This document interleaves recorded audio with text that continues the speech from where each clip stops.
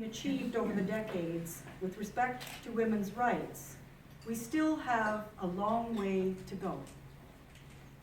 If you read the results of the latest Canadian census, we still don't seem to be suggesting trades or blue-collar work to our daughters. I suspect that a smart, physically active young woman today might be directed towards a job, perhaps as a secretary or a fitness trainer or a gym teacher, but not as a boilermaker or electrician or carpenter. After obtaining a college degree, I wanted to continue on to the university, but being the elder of 5 girls, my father told me it would be better to attend Mother House Secretarial College. During that period, I began to realize things were different for girls. The experience of female military leadership demonstrates that women may be officially allowed full membership, but to attain it is much more difficult. Femininity is taught to girls and women in multiple ways, through the media, within the home place, the workplace, and the education sector.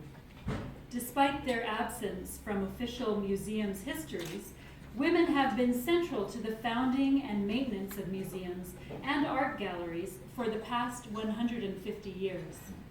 Women have been a critical presence in adult education, even if the official history has suggested otherwise.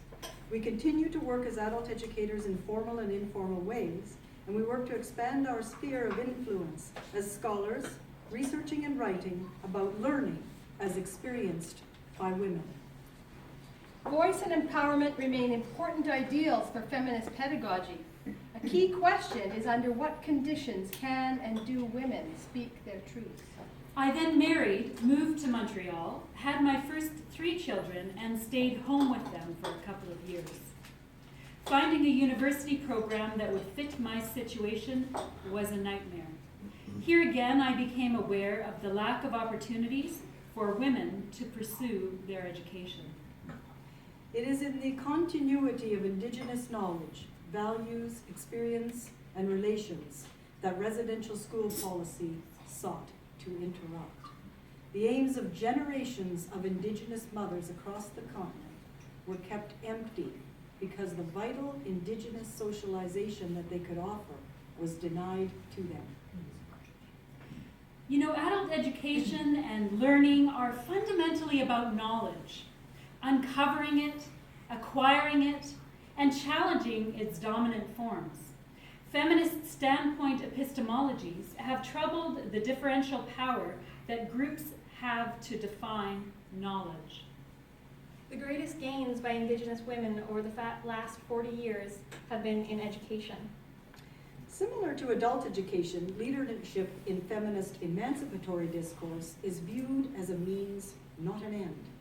The framing is significant because it moves us away from the singular focus on the normative question of what leadership is and its endless entanglement of definition versus redefinition toward a central question: what is the nature of the change leadership aims to bring about? Libraries are important spaces of adult learning. The work of many women in particular brought library services to remote regions and economically excluded groups. In talking about how to build community amongst excluded and disadvantaged groups, Linda Montman calls for artworks that have practical value and make a political impact. Narratives of art that dismiss realism are misguided about the nature of art, the nature of feminism, and the nature of politics. The feminist imagination is simultaneously artistic and political. Progressive adult education movements such as the feminist movement do not simply produce statistics and narratives of oppression. Rather, they do what great poetry always does: transport us to another space, compel us to relive horrors, and more importantly, enable us to imagine a new society. It is that power, that imagination, that effort to see the future in the present that I call poetic knowledge. A powerful use of creative expression during the period was the red dress installation, which sought to evoke a presence through the marking of absence by drawing attention to the racialized nature of the violence inflicted on missing and murdered Aboriginal women. And I have to tell you that in addressing men's violence against women, there is a need to address the dehumanization of individuals. Because we all felt safe and respected, and our opinions were heard, I learned so much. I get really frustrated. For instance, now, staying at home is really frustrating me. I don't want to stay at home. I don't want that anymore. I don't want to build myself. When am I going to get a chance to build myself? What we suffered in Iraq stopped us. What we went through and suffered in Syria, what we had to do. Then you come here and there are numerous conditions and numerous barriers that tie you down. Although often framed as something that is purely negative, power in feminist leadership repositions its nature and purpose. Power is stepping forward to challenge sexism and discrimination. The raging grannies have used the power of humor to create a space for themselves. To granny means always working with other stubborn, difficult women who won't shut up and finding something genuinely funny in the bleakest of moments. The valorization of African Canadian women as leaders and adult educators allowed the greater Edmonton public to witness a racialized community that was progressive in the process of transformation.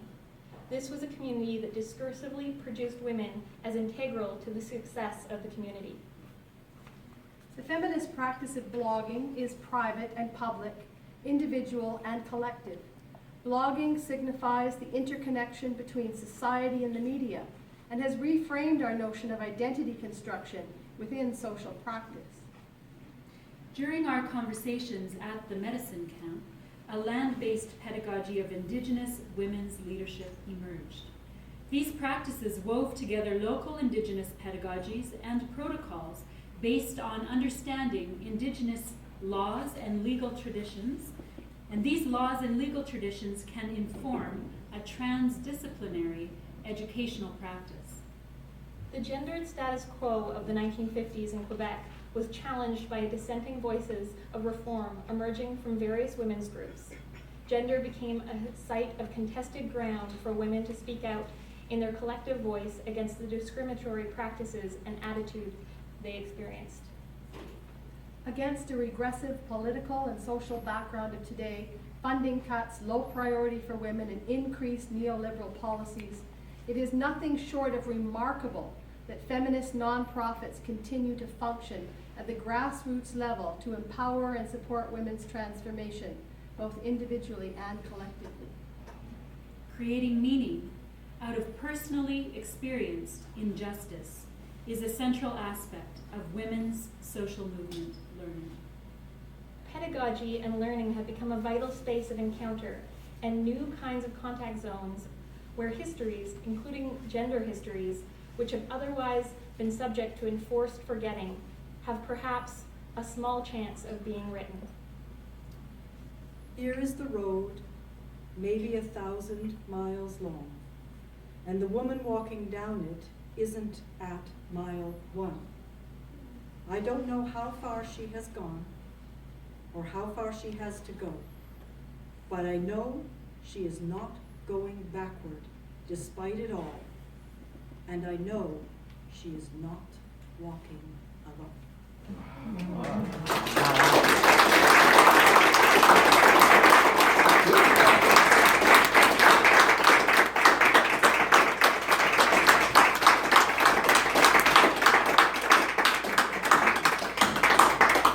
Thank you all so much for coming. I want to also thank Kathy and Catherine and Darlene especially as the lead editor on this book. I've just been so honored to work with you, so honored to work with Shauna and Donna and Darlene. I can't say enough about these 3 women who have really been mentors for me, and the importance of having women mentors is so incredibly important as an academic. Thank you again for coming. Please have some more food, mingle, and check out our books. If you want to, you can buy one. Thanks so much.